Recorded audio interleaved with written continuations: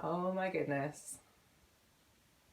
This is my very first ever Facebook Live, and this is terrifying. My heart, about a minute ago, I thought I was having a heart attack, and it's still beating really, really fast.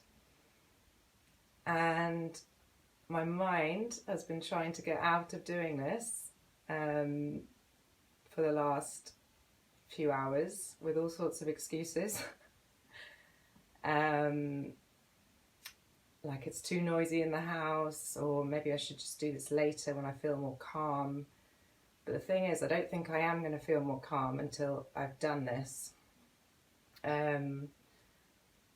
So I just wanted to, if I think there's 3 people watching, could someone let me know if my microphone is working and you can actually hear me?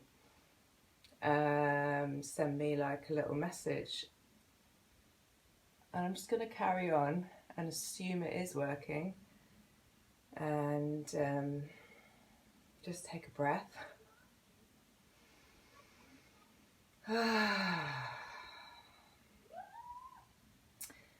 So I'm guessing that the person that's watching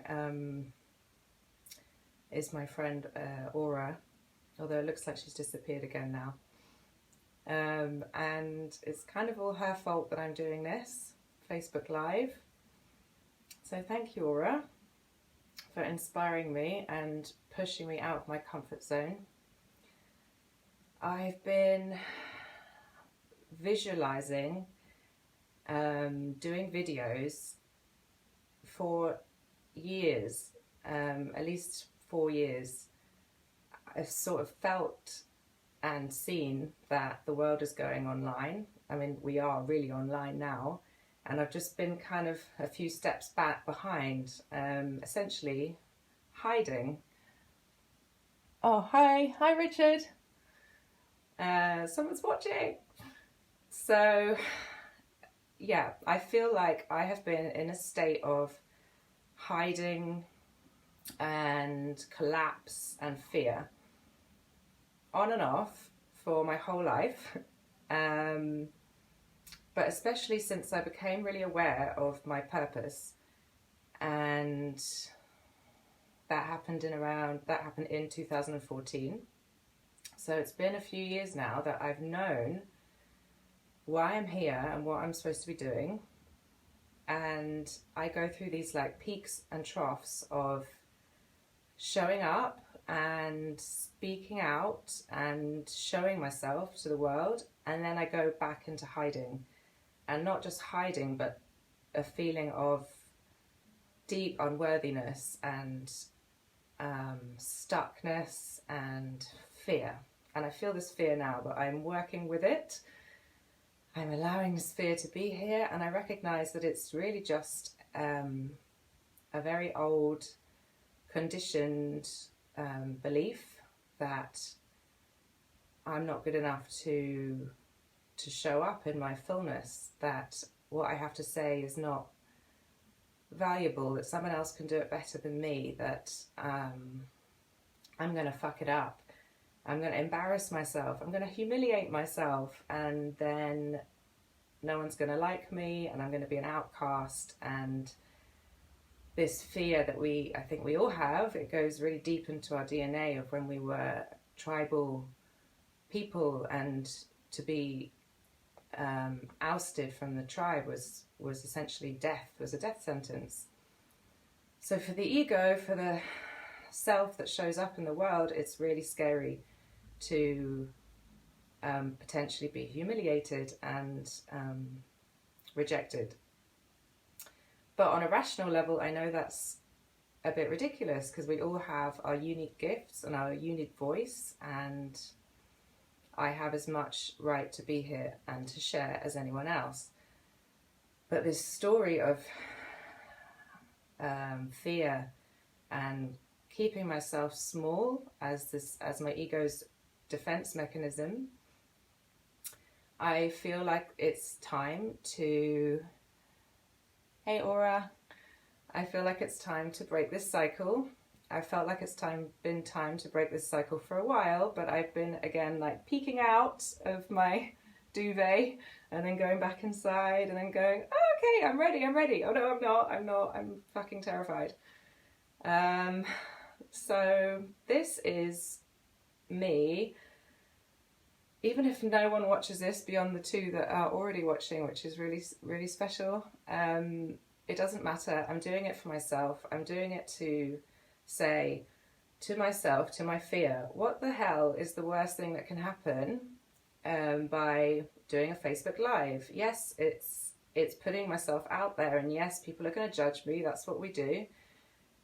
But really, people don't actually care as much as I care. It's really about me judging myself. And in order to move forward in life, I have to take these steps to get out of my comfort zone, because I am really, really fed up of being stuck.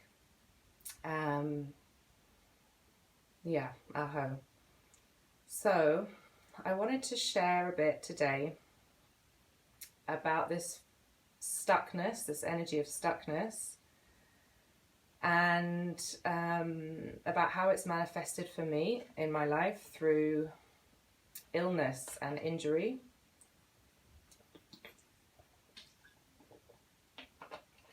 So some of you may know that in 2019 I broke my right arm, my shoulder, and then my wrist in 2 separate motorcycle accidents in India, 2 months apart to the day. And I don't think that that was an accident per se. I think that that was, they were accidents waiting to happen. They were wake-up calls, and great teachers, those accidents. And yeah, one of the main deep lessons that I've taken from it, and having had this time to reflect on my life, is that injury and illness present themselves in my life. It's almost like an energetic self-sabotage to stop me from moving up to the next level, to leveling up, to stepping up, to being really in my power. Just before I had my shoulder accident, I had a whole month of work lined up in Goa. I had back-to-back massages, yoga classes. I felt like I was finally going to get on my feet financially, which has been a rocky road for me over the years. And then, bam, couldn't do anything, couldn't move this arm. This is the masculine, the yang, giving energy side of my body, which is significant. I couldn't do anything. And then 2 months later, I was sort of energized and ready to kind of go on to the next thing and essentially avoid being in my pain. And I broke my wrist, and again I had to stop and go into it. And I realized that there was a lot to clear from the past in order to move forward to the future. So part of my desire to do and move is as like I just said was a distraction. It is necessary to move forward in life, but it's also necessary sometimes to be still and to be with what is, and that can be very uncomfortable. So I think that's very relevant to all of us now, as we are locked down, locked in with our own feelings, and maybe with people that are triggering us. You might be able to relate to that the difficulty of and the challenge of having to face exactly what is and what is going on when that's really uncomfortable. And what I found was, yes, there was a lot to clear from the past. There was a lot to clear from the past. I was and still am letting go of coping mechanisms to deal with years of trauma and unexpressed emotion. And it started to present itself as severe anxiety after my accidents. and I became really acutely aware of the coping mechanisms that I was using that I couldn't let go of at the time. So one was smoking. Up until, well, for about 6 years, I smoked weed every day. And I've been smoking tobacco since I was 14, with a few little breaks in between, but pretty much every day since I was a teenager. And oh, there's people watching. Hi Roma, hi Kim. So yeah, I became really aware of what inner work I needed to do to shift, to get on to the next stage of my life, which is to be really in my power. And there was a lot of root chakra and sacral chakra stuff that had to be addressed. So addiction was one of them. I stopped smoking the weed eventually after like a few months of panic attacks. I finally, in like summer 2019, said, okay, this is the weed that's given me the panic attacks. I have to stop this. And I stopped coffee, caffeinated coffee, then as well. And that helped a little bit. I carried on with the tobacco. And then I've had the intention to stop the tobacco ever since then, but I just couldn't. Like, there was something gripping me to it, this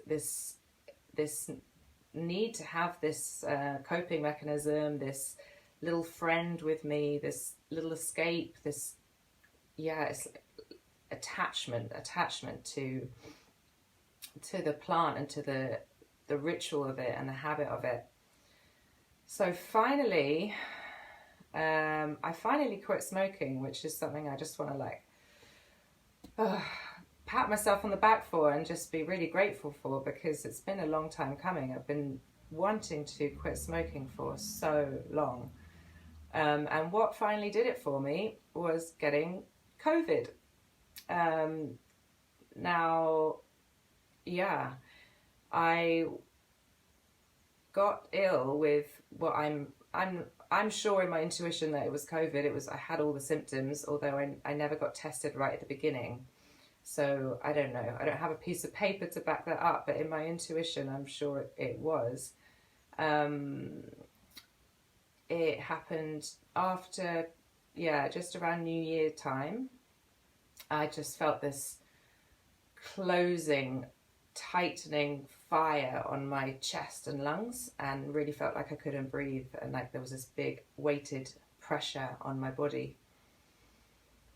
And it was really, really scary.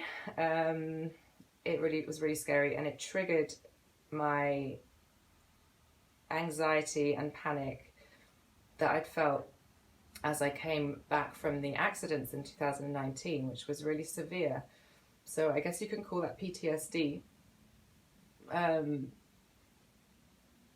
don't think the labels are so important, but essentially this feeling that I couldn't breathe properly and there was something attacking me triggered an intense amount of anxiety and panic in me, and I found it really, really hard. So for about a week I felt this pressure on my chest, and that I was just constantly anxious, and I couldn't sit like this. I couldn't converse with people. I couldn't concentrate on anything. I couldn't eat properly without it just making it worse. Everything just felt awful. Just being alive felt awful. I guess having had the experience in 2019 of this extreme panic and anxiety, I had some tools already that I'd learned and could practice. So I brought out all my tools from my toolbox, my meditation, my yin yoga, calming music, salt baths, positive self-talk, and that kind of got me through. But for a few days, all I could do was crouch on the floor or lie on my belly and put my hands into my chest. It was just really, really awful. And then it just kept lingering. The heaviness, the weighted pressure kind of lifted, but this feeling of anxiety just kept kept lingering, and like this worry that like my systems had been completely messed up, and my digestion didn't feel right. I was really, really bloated. My chest still felt really tight. My breathing didn't feel full and deep. And I was just starting to get more and more worried thoughts coming through my mind. And finally, it just exploded. It exploded. I'm living at home with my mum. I've been back and forth to my mum's house many times over the years, and I have been living here since November because I had surgery to get the metal plate out of my shoulder that was put in 2019. So I'm here kind of recovering, thinking I'm doing pretty well, moving forward, feeling pretty grounded, slowly getting back to some strength building and getting this arm moving again normally. I don't know if it will ever be 100% normal, but as best as it can be. And then bam, I felt like I was taken 10 steps backwards, and it was really scary. And I did my best to use my tools and to deal with it on my own, with a little bit of help of one friend. I only reached out to one friend who's watching now, my lovely friend Aura. But you know, she couldn't be there for me 24/7. And my mum is super busy. My mum has a life. She's a therapist. She's talking to clients on Zoom all day long. She's busy, and yeah, she has her capacity to what she can deal with. So I started to feel really overwhelmed, and like it just was never going to go away, and I was never going to get better, and I couldn't deal with the anxiety on my own. And it just, all this like trying to be okay, trying to meditate, trying to keep it down, trying to, you know, not damage my arm anymore, all the fear, all the thoughts, it just exploded. And what happened was, my fuse just blew, and I just rage started coming through me, which my lucky mum got to experience, to witness. And thank God she's in this healing process with me, and is a compassionate and strong woman, and she did her best to hold space for that. But so much rage came out of me, and what that really comes from is not even just the shoulder accidents that I had in 2019. It goes way back. It was what was coming through was my wounded and very, very frightened inner child. And she just couldn't cope anymore with the fear. My adult wasn't able to hold it. And so she was just saying, I need help, someone help me, someone see me, someone help me.